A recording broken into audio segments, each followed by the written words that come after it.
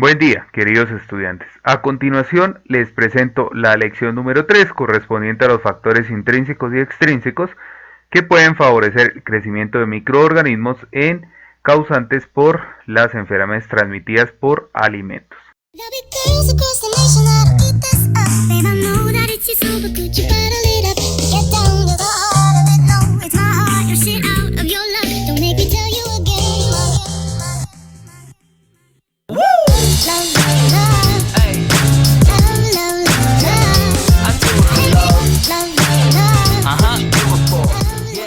Bien, nosotros ya habíamos abordado la clase pasada pues esos cambios químicos causados por los microorganismos en los alimentos y también evaluamos pues los principales microorganismos, de pronto algunos síntomas, algunas frecuencias pues que se dan en las personas. También evidenciamos el tema de la leche, el tema de los cereales, la reacción de Maillard, pues que considerando todos esos factores que de por sí podrían afectar la salud de las personas. El día de hoy vamos a ver estos factores intrínsecos. Entonces, ellos son esas características internas de los alimentos, ¿sí? Que ya pues cada alimento tendrá su pH, tendrá su actividad de agua, tendrá pues ese potencial redox muy bien definido, de acuerdo pues con la composición del mismo. Entonces vamos a mirar esa composición del alimento que realmente es lo que nos va a interesar acá en los factores intrínsecos. Entonces vamos a ver esos principales alimentos apetecibles, ¿sí? Que se consumen a diario pues en las personas. El pH y la acidez. Sabemos que el pH es el potencial de hidrógeno. La acidez pues tiene relación al pH, ¿sí? Podemos decir que un alimento es más ácido que otro de acuerdo pues a esa escala del pH. Entonces también acá en la escala del pH es importante también, digamos, considerar ese rango, ¿sí? Ese rango que puede favorecer el crecimiento, ¿sí? Favorecer el crecimiento microbiano o el crecimiento de microorganismos, que al caso vendría siendo lo mismo. Entonces acá también vamos a evidenciar las características, los rangos óptimos de lo que les estoy hablando y la presencia en los alimentos. Entonces vamos a ver algunos ejemplos de los alimentos, cómo ese pH y la acidez también influye para que haya actividad de microorganismos. La actividad del agua también pues la consideramos acá tema intrínseco porque pues sabemos que todas las frutas, los diferentes alimentos, los diferentes vegetales pues que nosotros tenemos presentes tienen diferentes cantidades de agua. Esto también hace que, recordemos que la actividad del agua, la presencia de agua también hace un camino fácil para que los microorganismos se puedan reproducir y pues puedan causar daños en los alimentos y por ende pues también en el organismo, ¿cierto? Entonces vamos a ver algunas características de este parámetro, el tema de la deshidratación, entonces por qué en ocasiones a los alimentos los deshidratan, ¿sí? Vamos a mirar todo ese tema y también la presencia en los alimentos, ¿no? Lo que les estaba diciendo.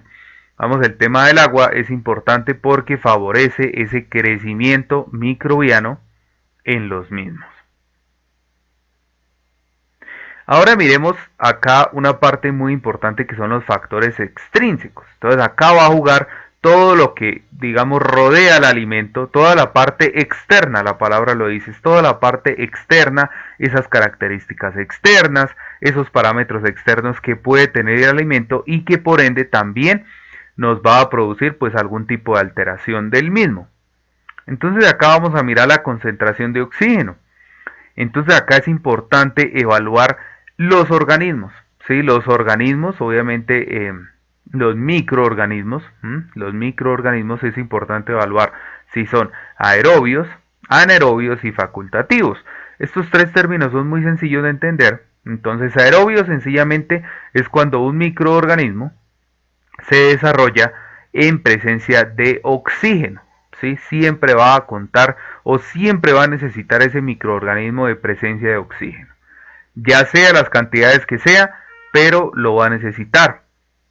Los microorganismos o los organismos anaerobios son los que carecen o los que no necesitan de oxígeno para vivir, para reproducirse, para efectuar pues sus cambios en los alimentos, en este caso que es lo que estamos evaluando. Entonces acá es cuando no se necesita de oxígeno.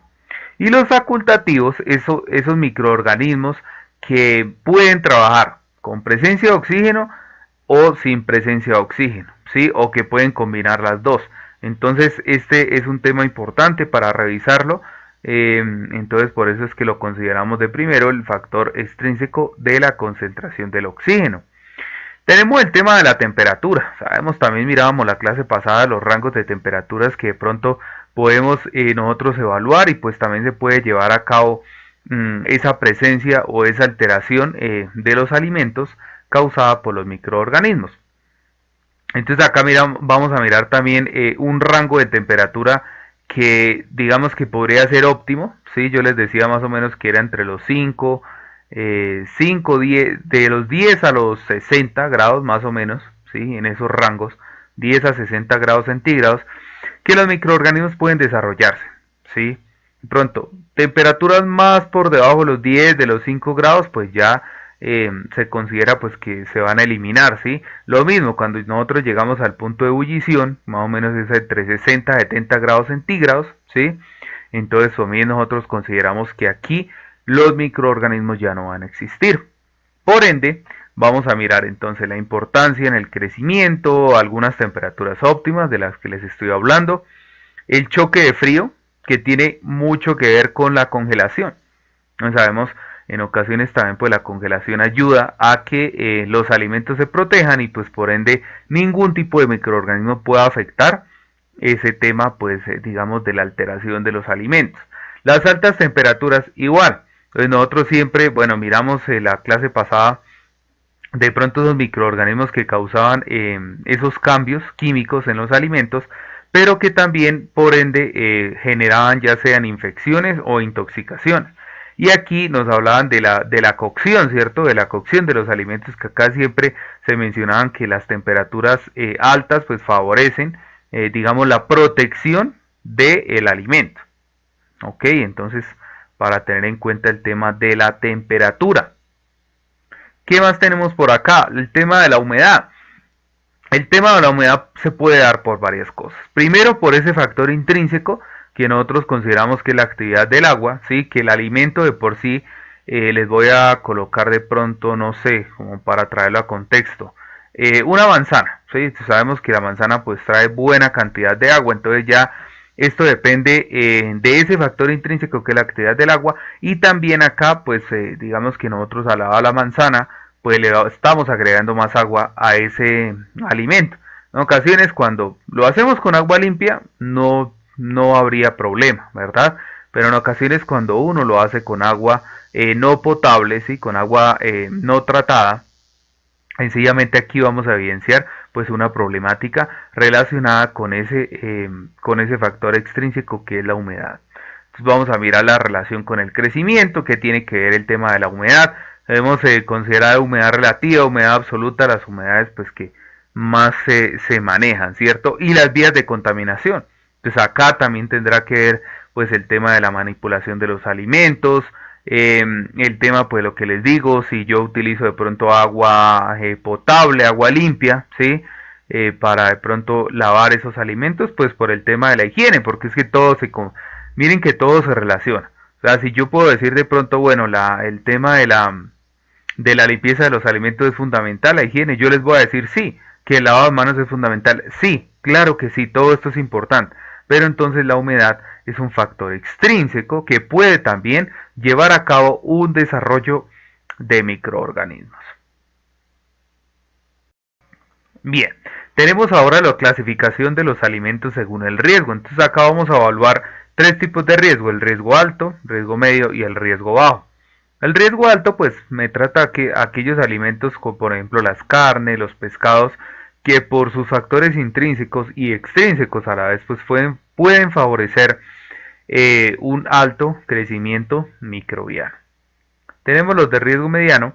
Acá consideramos todo el tema de las harinas, de las pastas, todos esos alimentos que por sí están ahí en término medio, que puede favorecer el crecimiento microbiano. Y el riesgo bajo, consideramos pues ya aquellos alimentos que les agregan algún tipo de aditivo, colorante, y pues obviamente que tiene como fecha de caducidad, ¿cierto? Que nosotros los encontramos en el mercado, ¿sí? Entonces estos digamos que ya están salvaguardados pues por todos los eh, aditivos, los implementos pues que de pronto le agregan a los mismos pues para salvaguardar y protegerlos de cualquier cambio.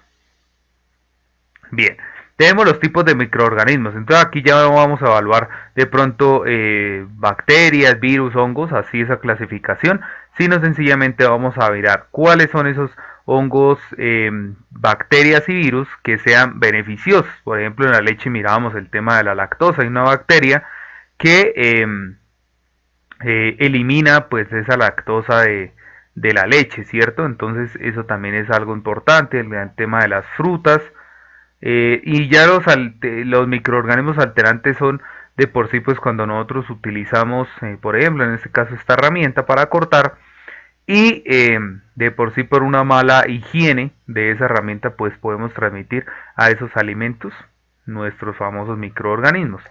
Y los patógenos son los que ya causan demasiado daño, los que realmente pues evidencian algún tipo de infección, algún tipo de intoxicación y pues que me contempla una enfermedad sanitaria como tal.